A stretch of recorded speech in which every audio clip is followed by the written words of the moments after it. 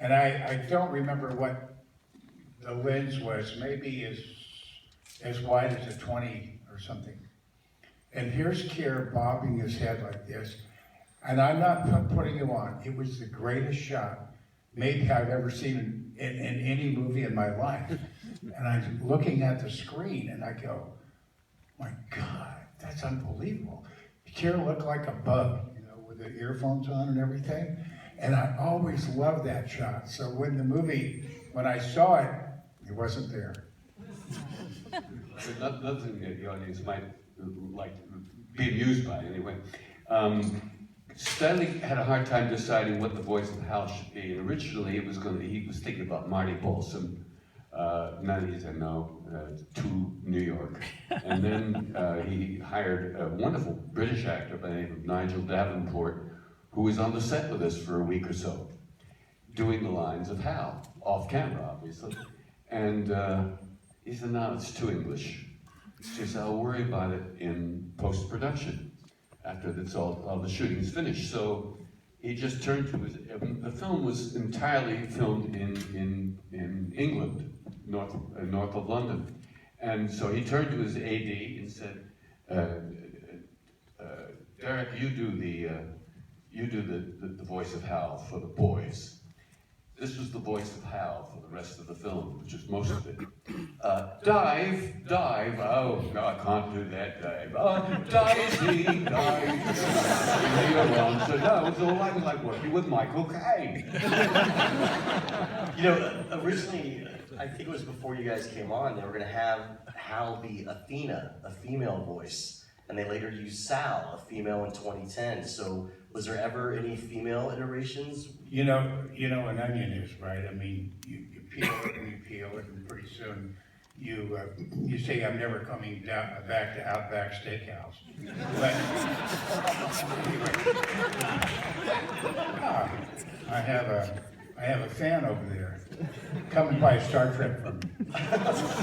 So, you know, other lost scenes, I've always been curious if there was anything with Doctors Hunter, Kimball, and Kaminsky. Were there any scenes that involved you guys doing more with... Just when they got redlined. Okay, just the red line.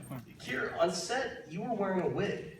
And, That's right. And I'm curious about Kubrick's decision to have you wear a wig. Where did that come from? You know, the only thing I could imagine, because I've sort of forgotten why it could have been, it was a long shoot. We were there for a long time. And maybe he just didn't want to worry about matching the length of the hair. But that wasn't they changed my hair color. I was kind of a dirty blonde in reality. So that dark colored hair was not, I don't know why. It's a good question. I think some of that was to control age. What? I always had the feeling some of that was to control age, because Stuart Freeborn used to, remember, in makeup, he would put sometimes, we were you know, young. I mean, if you see pictures of us at that time period, we were incredibly young. I mean, now I look like Bad Road, for Christ's sake. Well, I don't look as bad as Tommy Lee Jones. Sorry, Tommy, you're a good actor. He looks like he's ready to die or something.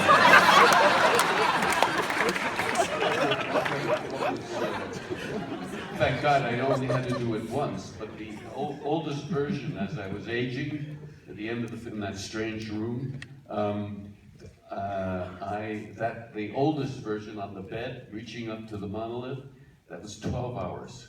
12 hours of makeup? 12-hour makeup. For head, arms, and hands? Thank God he got it in one day. You know, just out of sheer curiosity, because you're talking about that right now, did Kubrick give you any direction that was interesting about reaching your finger up towards the monolith? Because it's almost like Da Vinci's, you know, God, yeah, your finger, it's kind of God. I don't It's the recall. same thing the apes did. Yeah, absolutely. Yeah. Yeah. Oh, well, that was the idea, was as Floyd, when he's standing in front of the monolith on the moon, also reaches up the same way, just as the apes did.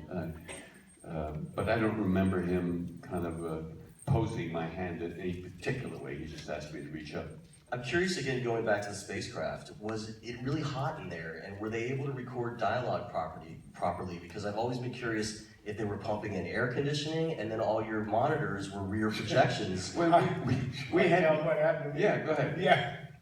One day, Kubrick, everybody was in awe of Stanley, and no one ever, said much to him. But I'm a bit of a troublemaker. So one time, I bantered with him on occasion. But one time, I'm standing like this. My arms are outstretched. I'm in that yellow spacesuit, and people are working on me. Stanley is sitting way up high with Johnny Alcott.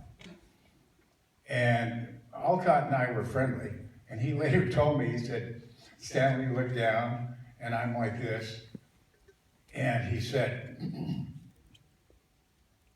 he takes the microphone from John, and he says, Lockwood, are you getting dressed or what? And I'll never forget, I went like this. I said, no, man, can't you see I'm taking a piano lesson? And he turned to Alcott and he said, sometimes the surfer boy says funny stuff. Was there any air conditioning in the suit? Or how were you No, able they to get your just direction pumped in air. the suit? They just pumped air into us. We Okay. had these hoses with forced air that kind of helped a bit. It wasn't like air conditioning, however. Were there speakers? They were really hot, those seats. Yeah. Were there speakers so you could hear Stanley from inside the suit? Was what? Were there speakers so you could hear Stanley's direction from inside the suit? Well, he would, yeah, he wouldn't necessarily speak to us while the shot was going, if that's what you mean, but he was able, he was the first director. Today, the director never stands by the camera. But in those days, in the old days of filming, he always stood by the camera. A director always stood by the camera. Stanley, I think, was the first to use a monitor. Now everyone uses a monitor, but I'm quite sure he was the very first. He was at first. Yeah.